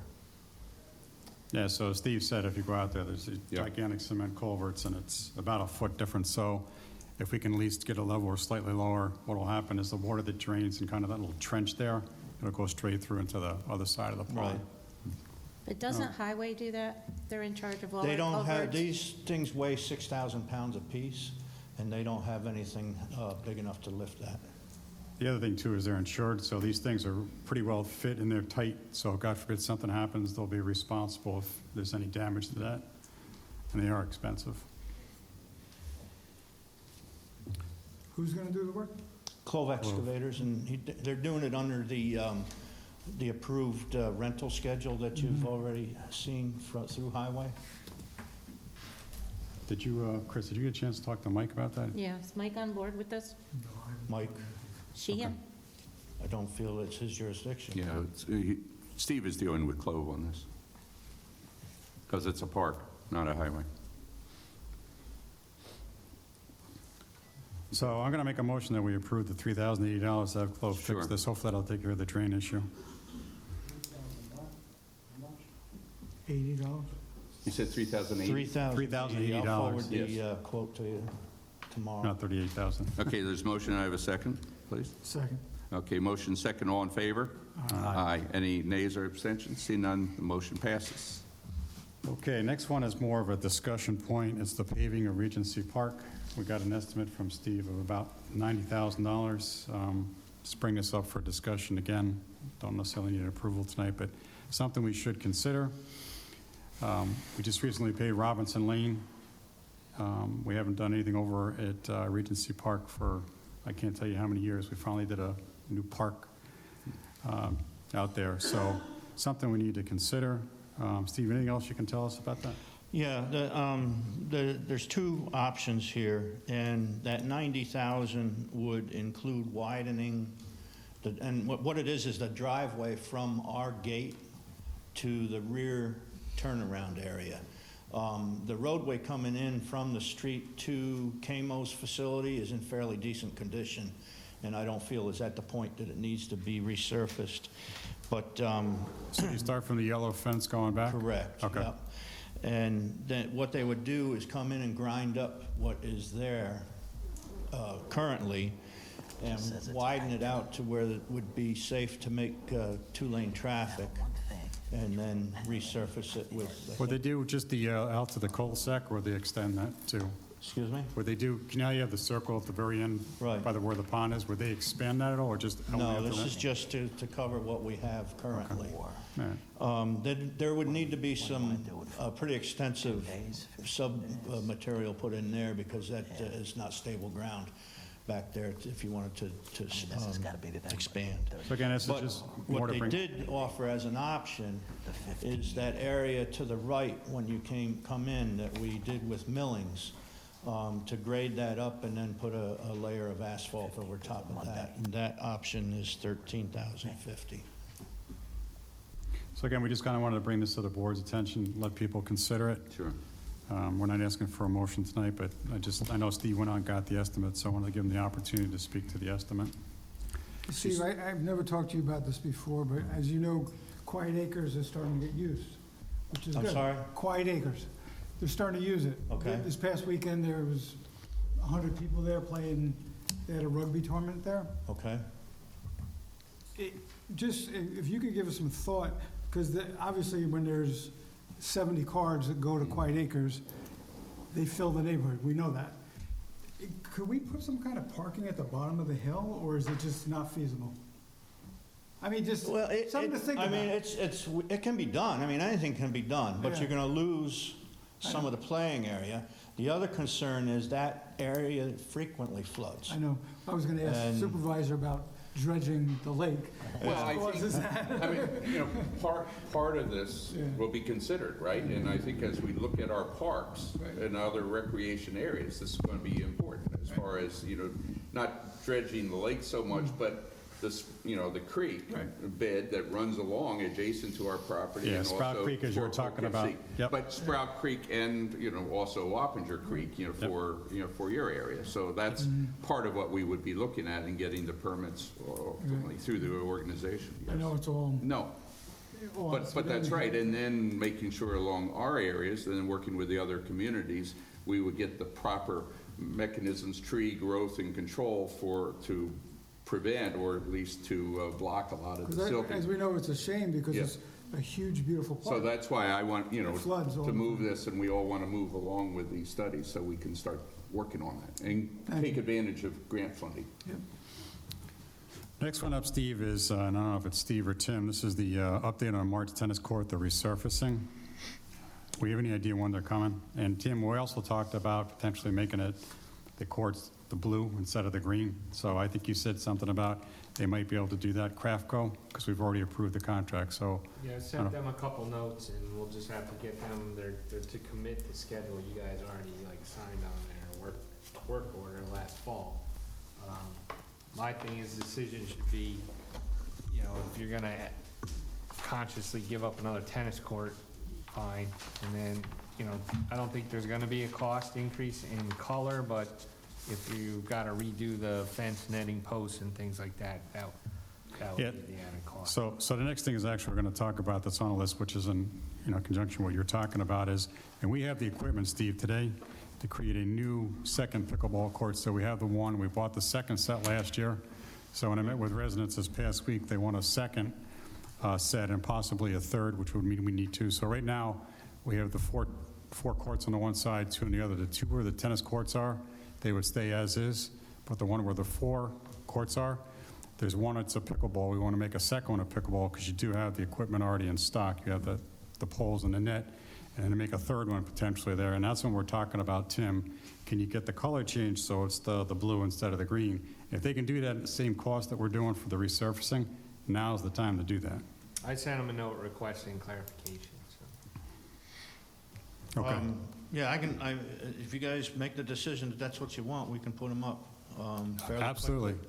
Whenever you guys get free, let's put them up. People ask for them. I'm in favor of it, you know, Seems assume like the everybody else residents is. are more in favor. Residents Yeah. want it, so. Yeah. To order additional, I looked into it today at the old pricing. I haven't looked to see, and it's, I don't know, about 18 months ago, I believe.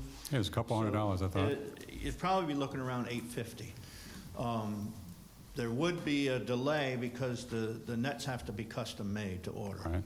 And I don't recall how long that took. I think it might have been a month or so for them to be made up to the And we lower do have money in the March line height. for I've that. got it in a tennis line. Okay, so you already got it there. You go ahead under your line and. So do you need a motion to go ahead and then move forward on that? Not necessarily, if that's Okay. what you want to do. Yep, I'll get it absolutely, that's what we rolling. want to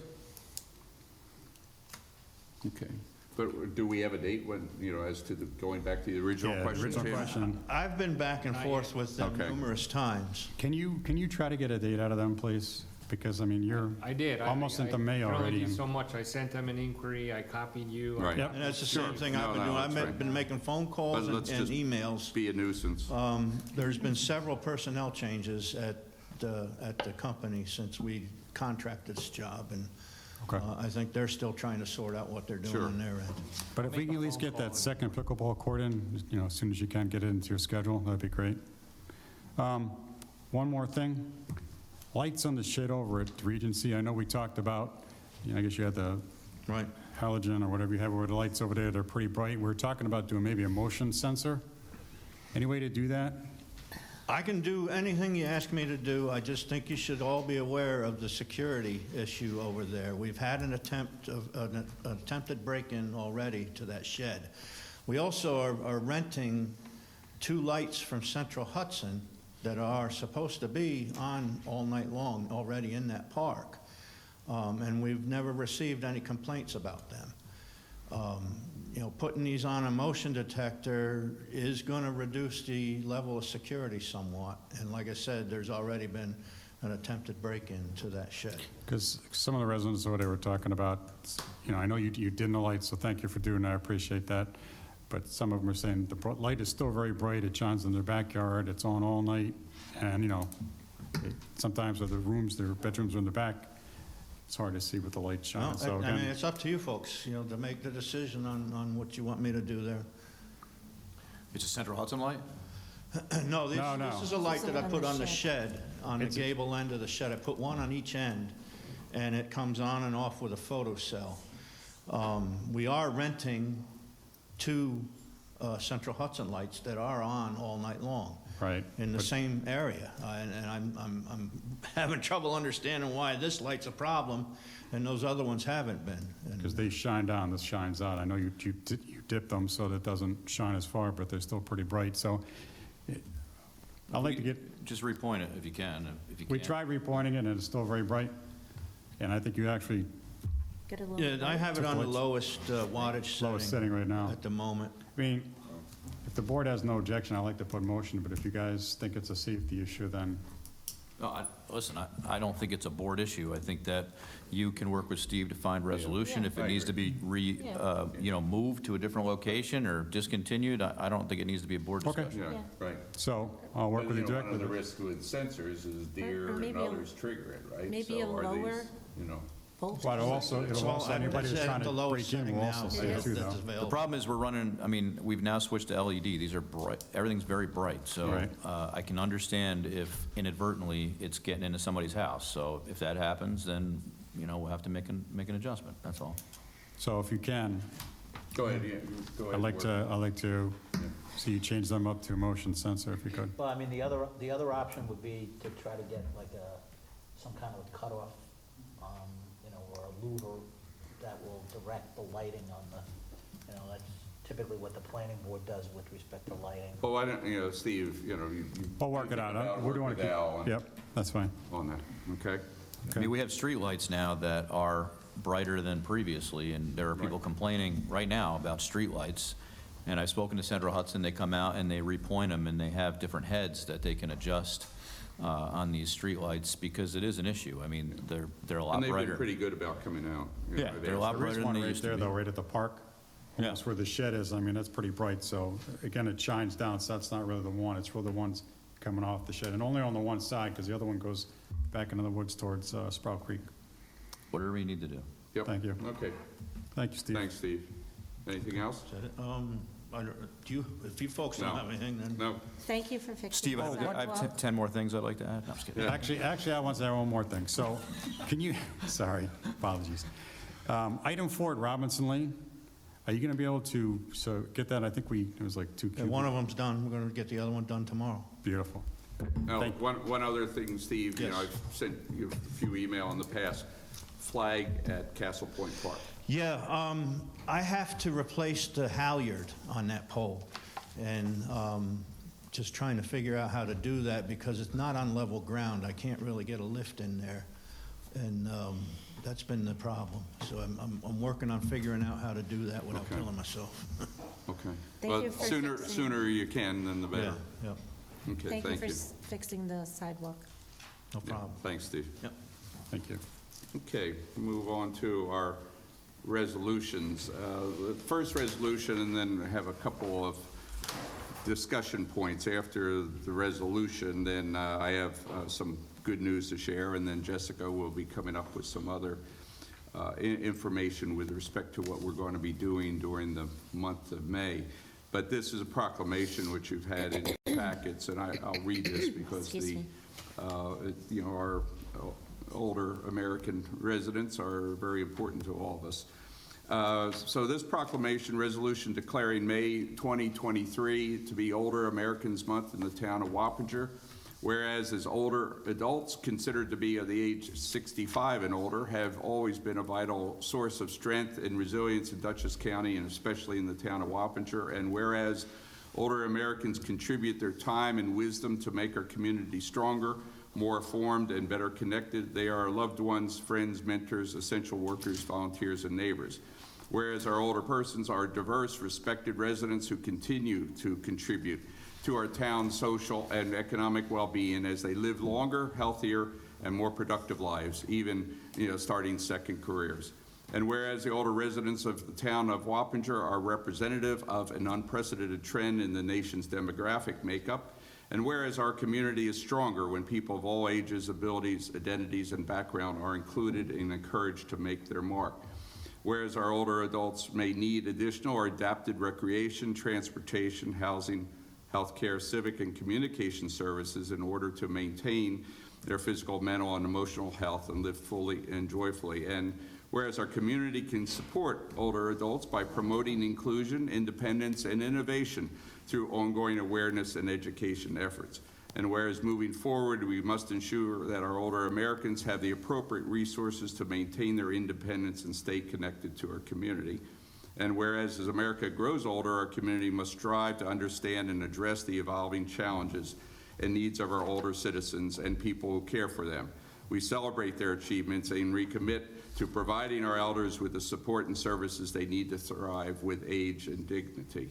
Whereas the opportunity and challenges that lie ahead require us to think differently about health and long-term care, work together to ensure the older Americans can age strong, long, and with dignity. And whereas during Older Americans Month, May 2023, and every month of every year, let us pay tribute to seniors who raised and guided us throughout our lives, and let us renew our commitment to honoring their contributions by giving them the fullest care, support, and respect they deserve. Therefore, be it resolved, the members of the board of the town of Wappinger do hereby proclaim the month of May 23rd as Older Americans Month. In witness whereof, I, Richard L. Thurston, Supervisor, have hereunto set my hand this 24th day of April 2023. Do I have a motion? I'll move it. Second. Motion and second. All in favor? Aye. And we'll place this in the senior center. Yep. And so I want to make the one, actually series of comments related to that. Then I'll invite Jessica up. We've been, working with CPL, and Councilman Casella and I also walked through with CPL a few weeks ago for the renovation, or the proposed renovation, which we're not going to get into detail tonight. I just want to, let the board be aware of what we're working on, and we'll be coming back to you for, a brand new, basically, senior activity center in the existing space. This would include, the revamping, especially for ADA compatibility, new kitchen, new toilets, a variety of things in the area. And this would be, and we have more detail, but we're going to be having discussion, but I want to share with you just the preliminary floor plan. And again, Councilman Casella and I have been working on this, and now it's time to get the board, and Jessica will be getting some of our seniors to get involved. And this includes both indoor and outdoor aspects of it: exercise area, covered one outside, potentially a walking path, storage area for garden club tools, and so forth. Under this plan that we're looking at, actually some additional expansion, and you can see, this here. This is looking out at the, looking out toward the east parking lot, just outside. And basically, among other considerations that we are working on, would be to making the exits, the entrances, much more compatible ADA, much more suitable than what we have currently, but including, and Councilman Beal would like this in the one area, also being able so that an ambulance could actually drive right up to the area and take care of it. But the overall plan that we're working on, would actually expand the area by about 700 square feet, and then would increase the capacity up to about 120 from 70. Some people officially actually 50 at this point in time. So, we're really excited about this. It's going to be, and Jessica and Donna, have seen this, and we're going to be working more closely, with our seniors and with the board, and welcome all input as we move forward.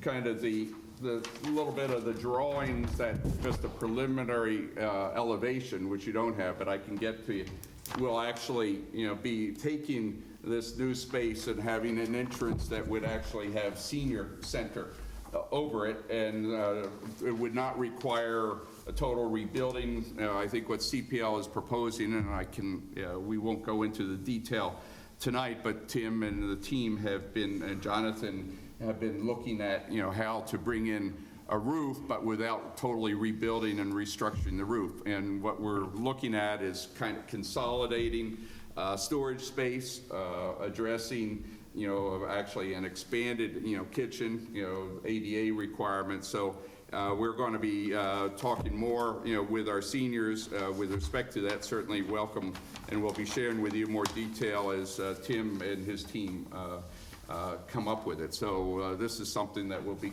coming back for, the board to look at The cost, we don't have a cost estimate yet, but also for grant funding and other purposes. So I wanted to share that today, and Jessica has also some, information with respect to what we're going to be doing during the month of May for our older Americans, for our senior center and residents. So Jessica, the floor is yours.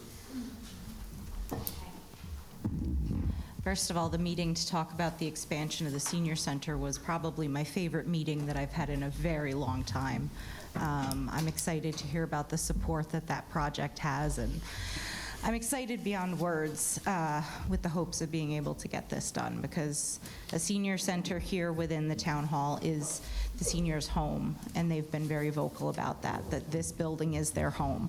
So improving it here on this site is very important to them. So first of all, thank you for consideration of that as we move forward.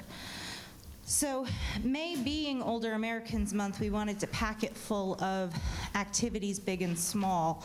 I'm going to be sending you all and making public the official calendar of it. Some of them are surprises, so they'll only go to you. Please don't tell the seniors. Because we do like to do some surprise activities for them. But thematically, we're kind of going week by week within May. So within the first week of May, it's almost like our fun and party week. We're going to have a kickoff event for it. I'll send you all the information to make sure if you're interested in coming or able to come that you can. We're doing, and I mean, a lot of this, just to start with a thank you there, has been the brainchild of Donna Lenhart, who's my assistant, who I literally could not live without. We're doing a thing in the display case in the lobby highlighting our seniors, highlighting healthy aging, and highlighting what aging means to the members of our senior center. So stay tuned for some interesting information in the display case. So the first week, like I said, is kind of our celebration week to kick it off. Our second week is what we're calling Education Week, Senior Education Week. We have Brian Jones coming in. We're working with Robert Stuck to get in. I believe a phone call might have gone to Councilman Beal about coming in to visit. And then we're also going to have days that we're going to try to work out with the remainder of the board for if they are able to come in and visit to talk about ongoing things in the town. They are welcome to. I think I already mentioned Brian Jones. We're also going to have somebody from Habitat for Humanity. That's our education week. Week 3 is our competition and game week. We're going to be having game tournaments, trivia contests, things like that. And then this part I'm not going to get too into because this is part of our going to announce it as we go week, which is Senior Center Spirit Week. So if you remember Spirit Week in high school or junior high, where every day had a different theme for you to participate in, we're going to be doing Senior Center Spirit Week. The final week in May is a short week because of the holiday, but what will be happening on May 31st is here at Town Hall, we are having a Senior Living in Wappinger Expo, in which we are inviting local organizations that support seniors, local businesses that support seniors, and any kind of resource that seniors might need. And of course, everyone is, welcome to attend. I will be once everything is confirmed on this list, because we still have a couple of people to hear back from, I'll send it out to you all in full. But I mean, we are super excited. It's going to be a action-packed month. Okay. Great, thank you. Thank you. Thank you. I will make one more comment before I go. For those of you who are around this weekend, you may have seen that our Senior Garden Club was working very hard around the outside of this building. It looks very, very. It does. They did an excellent job. Yeah. That's fantastic. I wanted to mention that. Yeah. Driving in, it just looked really nice. Yeah, so the combination of their work from last year, planting a lot of the bulbs that you see coming up now, they're doing some more stonework around those planters. I just, I wanted to put out my biggest thank you to them. Yeah. They're really making things look great It's around Town Hall really in general. Yeah. Not just around the senior center, around the entire property. And I think Looked with very the nice. the redesign, we're going to be accommodating Yes. even more for our garden club. You know, that's part of what is going Look into nice. that redesign as well. Exactly. Well, thank you. Thanks, All right. Jessica. You're welcome. Okay, thank you. The next item on the agenda is Resolution 2023-58, and this is declaring May 2023 to be Mental Health Month in the town of Wappinger. A very important topic. We've done this regularly in the past, and I believe that NAMI will also be putting ribbons out on our trees. I'll read the resolution. And whereas mental illness is a medical condition that disrupts a person's thinking, feeling, mood, ability to relate to others, and daily functioning. Whereas regardless of race, nationality, age, religion, or economic status, mental illness impacts at least 1 in 4 adults and 1 in 5 young folks aged 13 to 18, and 1 in 17 people live with serious and chronic mental health conditions such as schizophrenia, bipolar disorder, and major depression. Whereas an estimated 22 veterans die by suicide each year, whereas all Americans experience times of difficulty and stress in their lives, and mental illness often results in a diminished capacity for coping with the ordinary demands of life. Whereas medical and other treatments through medical action and counseling is an effective way to reduce the burden of mental health illnesses. 90% of all mental illness is treatable. And whereas there is a strong research that animal companionship, humor, spirituality, religion, recreation, social connections, and work-life balance can help Americans protect their health and well-being. And whereas each business, school, government agency, healthcare provider, organization, and resident shares the burden of mental health problems and has a responsibility to promote mental wellness and support prevention efforts. And where it is time, to take action for individuals and families living with mental health conditions, and to provide support and educate our peers and to do our part. And therefore, be it resolved, the members of the board of the town of Wappinger do hereby proclaim the month of May 2023 as Mental Health Month, and calls upon the citizens, government agencies, public and private institutions, businesses, and schools of Wappinger to recommit our community to increasing awareness and understanding of mental health, the steps our citizens can take to protect their mental health, and the need for appropriate and accessible services for all people with mental health conditions. I'll move it. Second. A motion and second. All in favor? Aye. Any nays or abstentions? Seeing none, the motion passed, and thank you. Let me just say, with respect to Mental Health Month, I've said this before, I'll say it again, we do have mental health professionals in Dutchess County that are on standby 24/7 at the National Suicide Prevention Hotline 988. The 988 number is the national number now for suicide prevention and mental health crises. You can call that number in Dutchess County. You can call it on your cell phone. You can also call Helpline. The same operators are at the 7-digit 845-485-9700. Not only they are there for you, but if you know someone that is in mental health crisis, don't hesitate to call on their behalf. Thank you. Thank you. Thank you, Tom. And moving on to our resolutions, 2023-59 has been put back toward the end after the public hearing. The next several resolutions, starting with 2023-60 through 62 and to some degree 63, relate to our Fleetwood Sewer District planning, study, and we have a grant agreement, so it's authorizing my signing of it, and resolution for the matching funds for Fleetwood.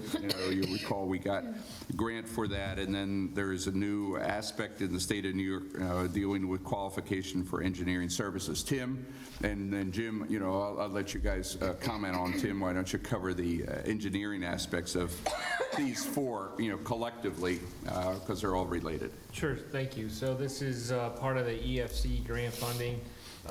We put an application in because we knew Fleetwood was the next domino to fall after Wildwood and Midpoint Park relative to violations and its own wastewater treatment plant. EFC, as part of the grant structure, has a basic checklist. We've gone over this checklist with the board several times for each of the grants that we have. It's all pretty much standard protocol. There's a couple board resolutions, one given this, supervisor designating an authorized representative. The other is a local match resolution. It's a $30,000 grant with a 20% match. one of the checks off is the budget and plan of finance form, which we won't do tonight, but we will need to finalize by the end of May. Ideally, that budget form can be completed once we have all the numbers, and as Supervisor said, one of the newer requirements for state-funded projects that are awarded after October of 2022 is that all municipalities that would venture into the grant monies need to go to a request for qualifications. It's an RFQ process as opposed to an RFP, which is a fee-based, but there's guidance that basically you need to go through the motions and, select the most qualified engineering firm for the work. So all this is pretty standard and cut and dry. So Jim, you want to walk them through? Right, so, Why don't you walk through each resolution, and then we can look at that, collectively. with respect to 2023-60, this is a seeker determination that it's a type 2 action. Planning studies are type 2 actions under seeker, which means that no seeker review is required, so that's 2023-60. I don't know if you want to have the vote as we go. Yeah, well, we can do that. Why don't we do that? Do we have a I'll make a motion. Second. this is for 2023-60? Yeah. Okay, a motion and second, all in favor? Aye. Any nays or abstentions? Seeing none, the motion passes. And then 2023-61, this is a resolution authorizing the town supervisor to execute the grant agreement with EFC. We've had this agreement, this resolution typically is required anytime we get a grant from New York State or the feds. The town board has to designate a specific party as the person who's responsible for, in essence, being the contact person. I'll move it. Second. Motion second, all in favor? Aye. Any nays or abstentions? Seeing none, the motion passes. The next item is Resolution 2362. Jim? 62 is a resolution authorizing the matching funds. So it's 20% of... $6,000. It's $6,000, and this is taken from Fleetwood fund balance. So that's the resolution 2023. The Fleetwood Sewer District fund balance, to just be clear for the record. I'll move it. Second. So on the question, so this entire remedy is going to cost $36,000? No. This is just a study. Just a study. Phase 1 study that we have to do, which we've done also at Midpoint, Right. in Wildwood a long time before. Okay. So the first step would be to analyze and come up with perhaps design alternatives with a recommended alternative, and then that gets submitted, and that becomes the next step toward a larger capital project. Right? So it's like step 1 in the process. Are you obligated to do the full capital project based on receiving the grant? No. Okay. Motion second. All in favor? Aye. Aye. Any nays or abstentions? Seeing none, the motion passes. Can I get about a minute and a half on the month of May being suicide month? We have one more. We have another resolution. Okay. Yeah, well, yeah, we have a public hearing too, so if you can wait till the end, Kevin. So go, 2363 is the resolution for request for qualifications that Tim was talking about. Jim? So as Tim noted last year, at the end of last year, as part of the bipartisan infrastructure funding bill, the federal government has required some additional work with respect to what needs to be done with respect to engineering or architecture services on any federally funded program. In the past, we could just follow typical procurement regulations under New York law. There is no, professional services are not subject to competitive bidding. Typically, it's either done by just a consideration by the board of, usually the town engineer who's familiar with the system, or, if you went out to an RFP and solicited different entities. Now the feds have required that you go through a request for qualifications process. This is not based on the cost, but rather the experience of the consultants that you wish to have do the work, and the standards that they look at for purposes of evaluation is the ability to meet or exceed MWBE and SDVOB goals with projects, which in this case is 15%. Familiarity of the service area, region, and history of similar relationships with communities, utilities, and other municipalities, 20%. Staff and firm expertise, 35%. Ability to provide a wide range of services consistent with the list of unprofessional services of 30%. What we have done here is I've drafted this in such a way that it's not just limited to this one planning grant. These RFQs would be good for 1 year, so that way we don't have to go out and do a solicitation for every project. And then basically what you do is after you get the qualifications in, you have to rank the top 3, and it's almost like canvassing a civil service list. You can then pick from the top 3. One of the things that the board will have to do is make a determination as to who would review, whether the board wants to review the applications when they come in, or if they wanted to designate somebody, 1 or 2 individuals as a committee to review the applications. So Tim, can you do the service that Jim requested the CPL do that? So I'm relying on Jim and others to procure this so that we're not conflicted. So Right. I would not be a part of that review process.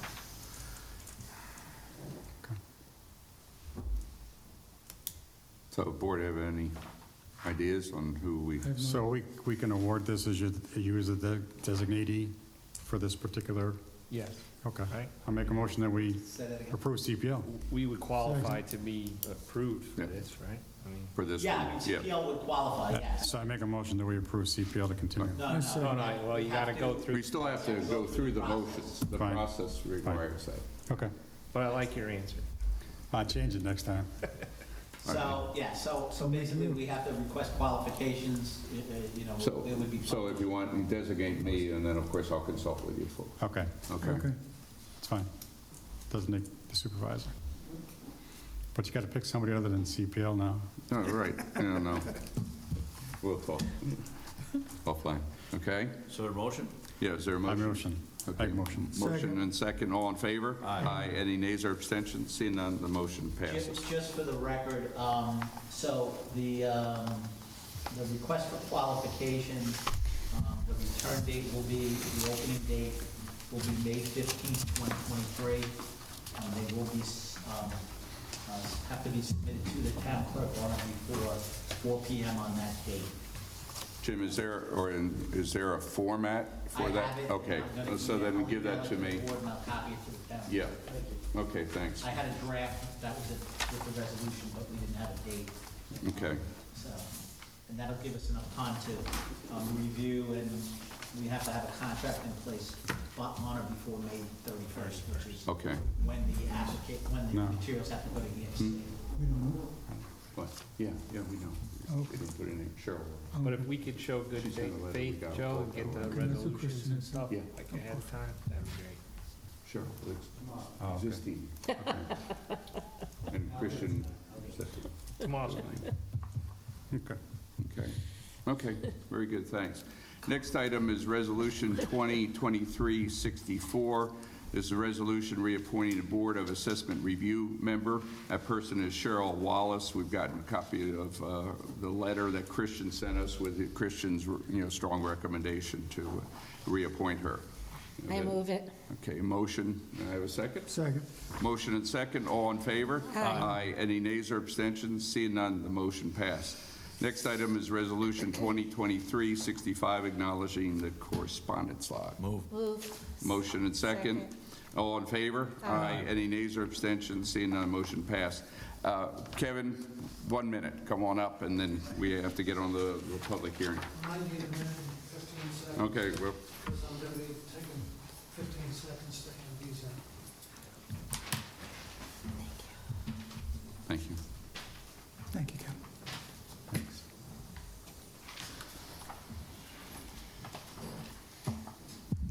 What you have in front of you is a pamphlet from Mental Health America, which is a veterans organization. You know that I'm now employed by the County of Dutchess, and I work in the Veterans Building on 44 over near Pleasant Valley.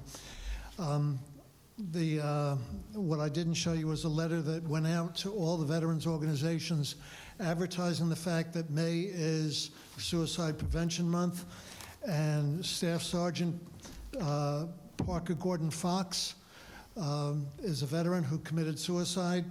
I believe it was in 2014. Actually, it was in 2020 he died. And what I want to do is I wanted to take the opportunity of using May as Suicide Prevention Month to utilize the Mental Health America. They're an organization that is also at 1335 Route 44. I wanted to use them to spread the word about veteran suicides. Now, the main thing is to get the word out to the veterans within the town, and by word of mouth, make it even larger. Now, Tom Barr has been asking me how he can help. I would like to utilize Tom Barr and the trifold that you have in front of you and spread the word somehow. Now, the people who are doing the actual work for the Staff Sergeant Gordon Fox Suicide Prevention Grant, they are willing to come and speak to any crowd, anywhere, any size. And well, I wanted to utilize, say, the last week in May, because it's going to take some planning, to get the word out to our veteran population, whether or not they know that they have a problem. Maybe they know somebody who does. So I would like the board's permission to work with Tom Barr to utilize our web space, our Facebook page, whatever is necessary, whatever he can use to get the word out. And I'll keep the board up to date at the next meeting as to what I've come up with.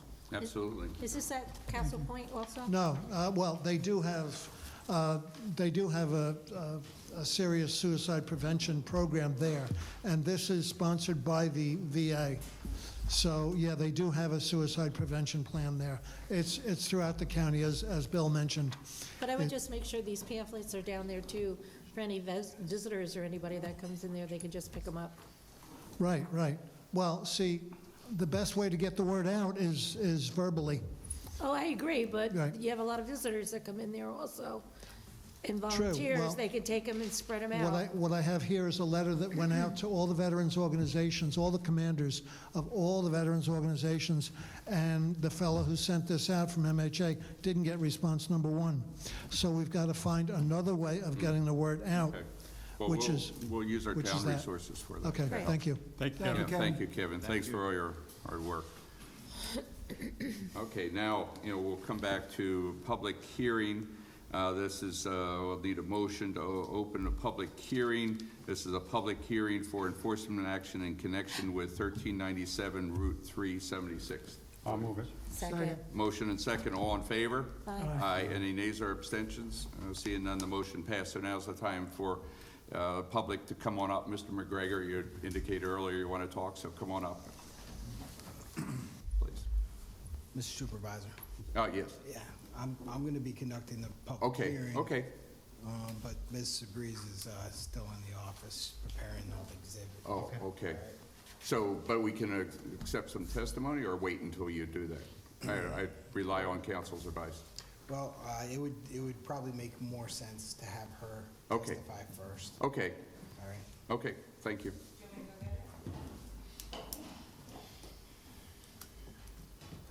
Go ahead. You're excused for a minute. Yeah, take five. Take a short break.